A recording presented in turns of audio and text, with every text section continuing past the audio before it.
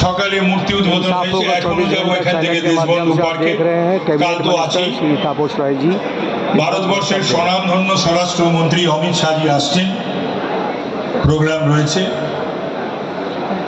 এই মঞ্চে উপস্থিত আছেন আমাদের রাজ্যের সাধারণ সম্পাদক শ্রীমতী লকেট চ্যাটার্জি, প্রাক্তন সাংসদ, তিন বিধায়ক রয়েছে। তার মধ্যে একজন নিশ্চয়ই আমি বলবো যে আমাদের এই নির্বাচনে জয়লাভের পেছনে তার সংগ্রাম এবং অভয়ার ভূমিকা অনস্বীকার্য। এবং যে ঘটনা ঘটেছিল মানুষ সেটাকে গ্রহণ করেনি, এবং সেই ঘটনা যারা ঘটিয়েছিল তাদের যারা প্রশ্রয়ও দিয়েছিল, পুলিশ প্রশাসন, রাজ্য সরকার, মুখ্যমন্ত্রী, তাদের মানুষ ঘৃণার চোখে আজও দেখে এবং দেখবে চিরকাল। রিতেশ তিওয়ারি আছেন বিধায়ক, বিজয় ওঝা আছেন বিধায়ক,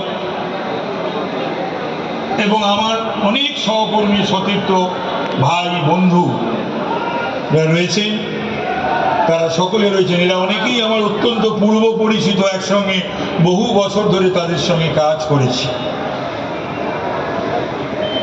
কিন্তু একটা বিষয়, সেটা হলো জানেন, আমরা কেউ সমাজকর্মী, কেউ রাজনৈতিক কর্মী। সমাজকর্মী যারা, তারা রাজনীতির সঙ্গে তাদের যোগসাযোগ না থাকলেও চলে, সমাজকর্মী তারা হতে পারে।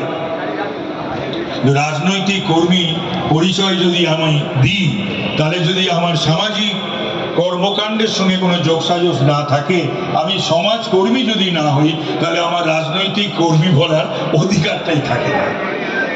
তাই এই সকল কাজকর্ম যারা করছেন, সন্তোষ পাঠক আমার অত্যন্ত স্নেহভাজন ছোট ভাই, আমি তাকে তারিফ করছি, প্রশংসা করছি। আমি আশা করব এই ধরনের কাজ বিবিডি বা নাগরিক কল্যাণ সমিতি তারা করে চলবে, এই বলেই। এবং আমাদের অনেকগুলো প্রোগ্রাম রয়েছে, সেই প্রোগ্রামেও আমাদের সকলকেই যেতে হবে। এবং আমি একই সঙ্গে এখানে যারা উপস্থিত রয়েছেন তাদের কাছ থেকে এবং আয়োজকদের কাছ থেকে আমি অনুমতি নিয়ে আমি প্রস্থান করছি। নমস্কার, ধন্যবাদ।